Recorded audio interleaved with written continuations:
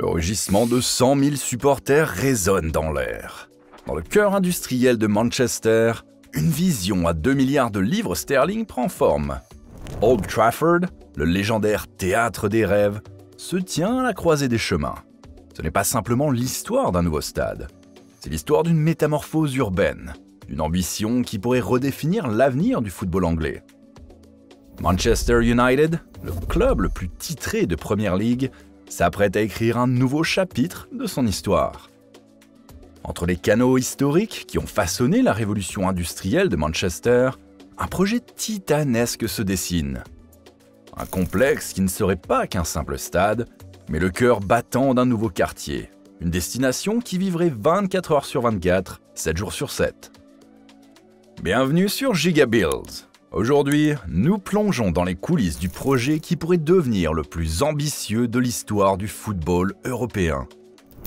Une renaissance qui ne se mesure pas uniquement en sièges et en mètres carrés, mais en rêves et en héritage.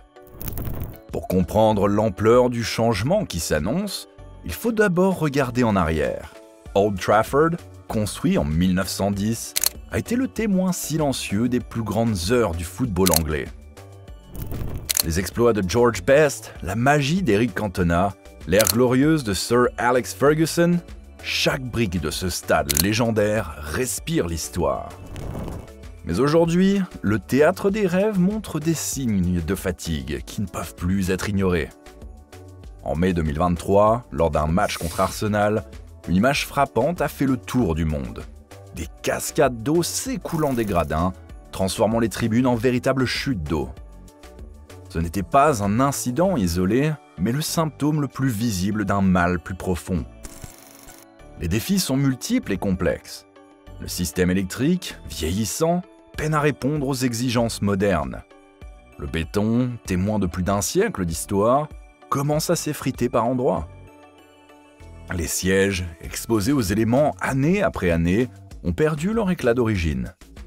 Dans les coulisses, les espaces de circulation étroits et les installations dépassées ne correspondent plus aux standards du football moderne. La dernière rénovation majeure remonte à 2006. À l'époque, l'extension des cadrans nord-ouest et nord-est avait porté la capacité à 75 000 places, faisant d'Old Trafford le plus grand stade de club en Angleterre. Mais cette expansion n'a pas résolu les problèmes structurels sous-jacents. La situation financière ajoute une couche de complexité. Les revenus match-day d'Old Trafford, bien qu'atteignant 136 millions de livres par saison, sont menacés par ces infrastructures vieillissantes. Pendant ce temps, les rivaux ne restent pas immobiles. Le nouveau stade de Tottenham, inauguré en 2019, a établi de nouveaux standards en matière d'expérience supporter. Même le Real Madrid et le FC Barcelone ont entrepris des rénovations majeures de leurs enceintes mythiques. Pour Manchester United, le statu quo n'est plus une option. Le club se trouve face à un choix crucial. Rénover massivement l'existant ou construire un nouveau stade qui porterait Manchester United vers son prochain siècle d'existence.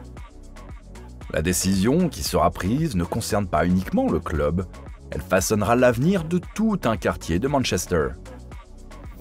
L'arrivée de Jim Ratcliffe, avec sa participation de 25% dans le club, marque le début d'une nouvelle ère pour Manchester United.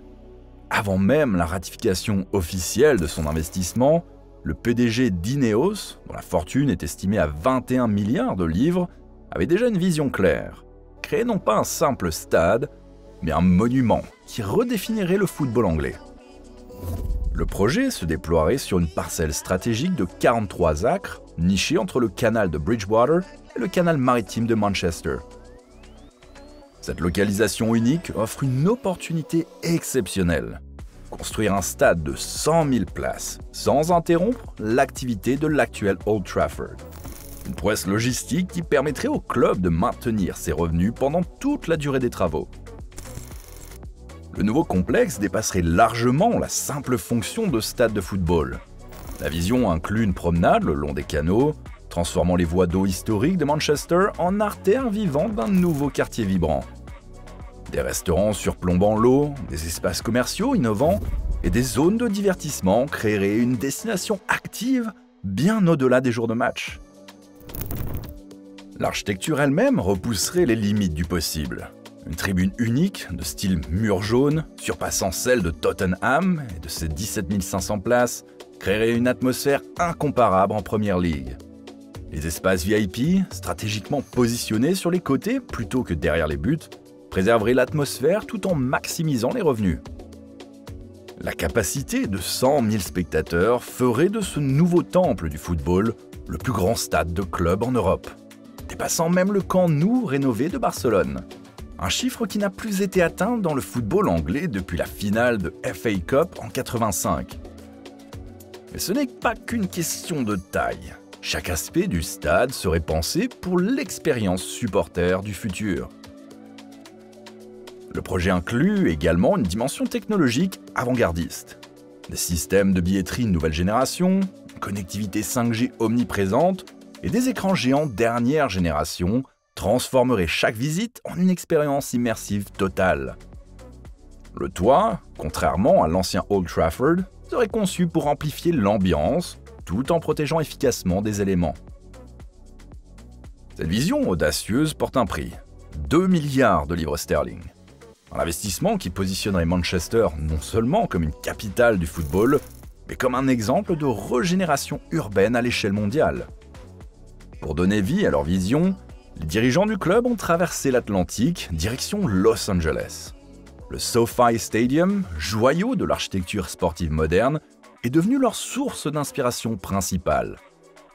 À 4,3 milliards de dollars, c'est actuellement le stade le plus cher jamais construit. Ce qui fascine particulièrement les Red Devils, c'est la manière dont le SoFi transcende sa fonction première de stade. Situé sur un terrain 3 fois plus grand que Disneyland, le complexe a révolutionné le concept même d'enceinte sportive. Son design innovant commence par une caractéristique unique. Le terrain de jeu est enfoncé de 30 mètres sous le niveau du sol, nécessitant l'excavation de 7 millions de mètres cubes de terre. Au cœur de cette merveille technologique trône un écran LED 4K de 120 yards de long sur 75 yards de large, pesant plus de 1000 tonnes. Cette prouesse technique permet à chaque spectateur, où qu'il soit placé, de vivre une expérience visuelle immersive. Mais le véritable génie du SoFi réside dans son écosystème complet. Le complexe abrite le YouTube Theater, une salle de spectacle de 6000 places, des espaces résidentiels modernes, des parcs publics et des zones de bureaux. Plus qu'un stade, c'est une ville dans la ville qui génère des revenus 365 jours par an. Une approche qui résonne particulièrement avec la vision de Jim Ratcliffe pour Manchester. L'influence du SoFi se retrouve jusque dans les détails techniques envisagés pour le nouveau Old Trafford. La délégation mancunienne a été particulièrement impressionnée par le système de ventilation naturelle et la gestion des flux de spectateurs. Des innovations qui pourraient être adaptées au climat britannique. Mais là où le projet de Manchester se distingue, c'est dans son modèle de financement. Contrairement aux États-Unis, où les Buffalo Bills ont obtenu 850 millions de dollars de fonds publics pour leur nouveau stade, le projet mancunien devra trouver des solutions de financement alternatives. Une contrainte qui pousse l'équipe de Ratcliffe à repenser l'ensemble du modèle économique du stade. Pour transformer cette vision ambitieuse en réalité, Jim Ratcliffe a rassemblé une équipe d'élite. En tête de celle-ci, Lord Sebastian Coe, figure emblématique du sport britannique. Quadruple médaillé olympique et architecte du succès des Jeux de Londres 2012, Coe préside désormais la Task Force de régénération d'Old Trafford. Son expérience dans la transformation de l'Est londonien pour les JO sera cruciale pour ce nouveau défi. Le cabinet d'architectes Populous, maître d'œuvre derrière le stade de Tottenham, a déjà entamé un travail d'analyse approfondi. Leur approche ne se limite pas aux aspects techniques, ils ont réalisé une étude démographique détaillée des supporters, analysant leurs habitudes et leur pouvoir d'achat. Ces données guideront la conception d'un stade véritablement adapté à son public. Une carte maîtresse pourrait encore être jouée. Norman Foster, ami proche de Ratcliffe et architecte mondialement reconnu. Déjà impliqué dans la modernisation du centre d'entraînement de Carrington, Foster pourrait apporter sa signature unique au projet. Son cabinet a l'habitude des projets monumentaux, ayant notamment conçu le Wembley Stadium et l'Allianz Arena de Munich. Cette équipe de rêve est complétée par des experts locaux essentiels. Sarah Todd, directrice générale du conseil de Trafford, apporte sa connaissance approfondie du territoire. Andy Burnham, maire du Grand Manchester, garantit l'alignement du projet avec sa vision métropolitaine. Gary Neville, ancien capitaine devenu entrepreneur immobilier avisé, participe également à cette task force, apportant sa double expertise de footballeur et d'homme d'affaires. L'expérience d'Ineos dans la gestion de grands projets constitue un atout majeur. L'entreprise de Radcliffe supervise actuellement la construction d'une usine pétrochimique à 2,6 milliards de livres à Anvers, démontrant sa capacité à mener à bien des projets d'envergure dans les délais et les budgets impartis. Le projet de Radcliffe transcende largement le cadre sportif. Le long des canaux historiques de Manchester, un nouveau quartier dynamique prend forme dans les plans des architectes. Un district qui pourrait rivaliser avec le Northern Quarter ou le Spinning Fields en termes d'attractivité et d'innovation urbaine. Les 43 acres de terrain disponibles offrent des possibilités infinies. Des résidences modernes, avec vue sur le stade, attireront une nouvelle population, tandis que des espaces de bureaux high-tech séduiront les entreprises innovantes. L'accent est mis sur la création d'un écosystème complet. Des zones piétonnes le long des canaux, des espaces verts intégrés et une connexion fluide avec le reste de la ville. La dimension culturelle n'est pas oubliée. Un musée retraçant l'histoire riche de Manchester United côtoiera des galeries d'art et des espaces d'exposition.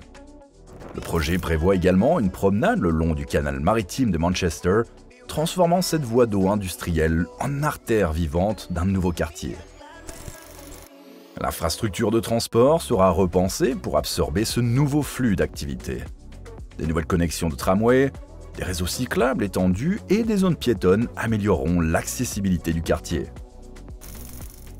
Lord Coe et son équipe ont confirmé que ce projet sera entièrement financé par des fonds privés, marquant une nouvelle approche dans le développement d'infrastructures sportives au Royaume-Uni.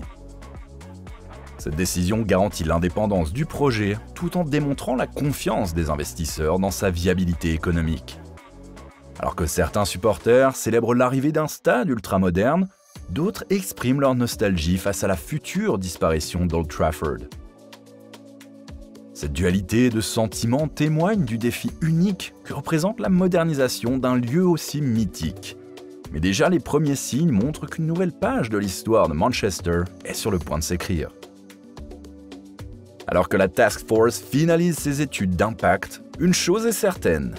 Ce projet représente bien plus qu'un simple stade de football. C'est une renaissance urbaine qui pourrait redéfinir Manchester pour les générations à venir. En attendant l'annonce officielle, partagez vos réflexions dans les commentaires. À vous de jouer!